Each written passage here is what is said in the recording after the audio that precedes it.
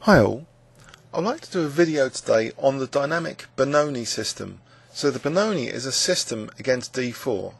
When you play against d4, you can either try and classically occupy the centre, say with d5, and it's a bit stodgy, this is the Queen's Gambit declined, or you can play like the Slav defence, or if you really want to play in a more entertaining, dynamic, aggressive way, you could play knight f6, and after c4 you can actually play the move c5, and this leads to the Benoni systems. So basically with c5 you're really provoking the white pawn to go forward, and in doing so, white is weakening these dark squares, so that's potentially useful. If you later fianchetto your bishop, you're gaining a very nice bishop sometimes. But not only that, when white moves the pawn to d5, it means that you can later undermine potentially with b5, or prepare it with a6 and b5, and this pawn will become a target, especially if you get a bishop to b7. So there's all sorts of these ideas which all stem from this provocation move, this c5. And the modern Benoni used to be really popular. Let's have a look at that first. The modern Benoni, where black plays e6 now, and after knight c3, ed, cd. And you may be thinking, why isn't this popular nowadays?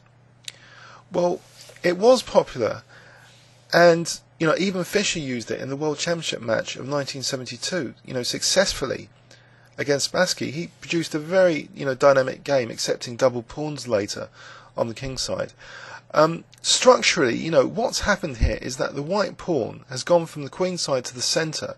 So white, after d6, e4, white potentially, later has f4 and e5, kind of swamping black. But not only that, white, has this d6 target, which can be later probed, with moves like bishop f4, and if white, often gangs up on that d6 with manoeuvres like, knight f3 to d2 to c4. So black structurally has got this, measly d6 pawn and tries to hold up, f4, e5, which could be a thematic break in the position.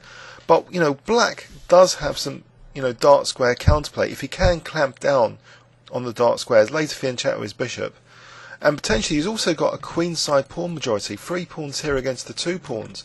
So if black can arrange counterplay like that with a6 and b5, that's good.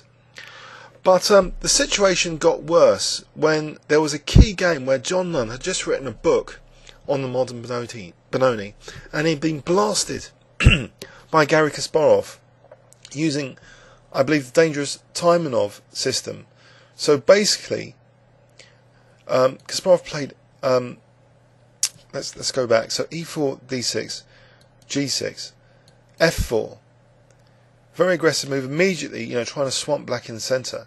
And now this bishop b5 check. And there's a load of theory if black plays either knight d7 or bishop d7. Basically, white's kind of winning a piece in some of these variations, and there's just tons of variations to consider.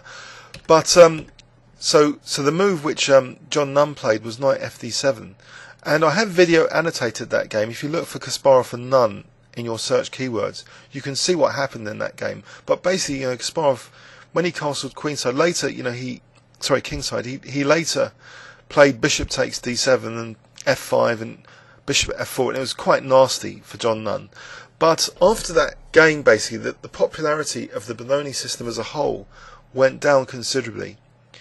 But there are other ways of playing the Dynamic Benoni. If we go back, let's have a look at other ways. So that's the modern Benoni, which basically became far less popular after that key encounter between Kasparov playing white and John Nunn playing black. But the Czech Benoni, so basically the Czech Benoni, d4, knight f6, c4, c5, d5, and now if black plays e5, so that's an interesting way of playing the position. So with that, black's going to later play a d6 move. So say, let's throw in some ideas, bishop e7, and the strategy here for black has got these dark pawns, dark square pawns, and his bishop's hemmed in. So basically, strategically, if he can exchange off this bishop for that bishop later, with say moves like the weird looking knight h7, bishop g5, then he's going to have nice, dark square outposts potentially to aim for. So that's the strategy for black. White, on the other hand, has this biting point, this e5 pawn. So if white can later arrange for f4 in an advantageous way, and black has to play, e takes f, and say bishop takes, black will again, like the modern Benoni, be left with this structural problem, this d6 pawn, which can be later probed. So, but that's the Czech Benoni. So if you like the closed nature of it, and manage to exchange off your dark square bishop, you could get some good results out of that, especially in blitz.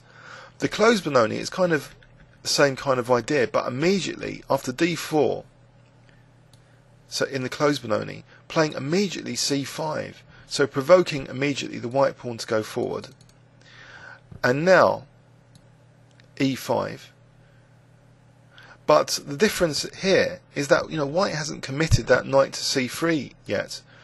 So basically, white can play e4 and can more quickly just play for f4.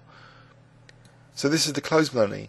So you have to be careful that white's just not going to play f4 and get nasty pressure on your d6 vulnerability.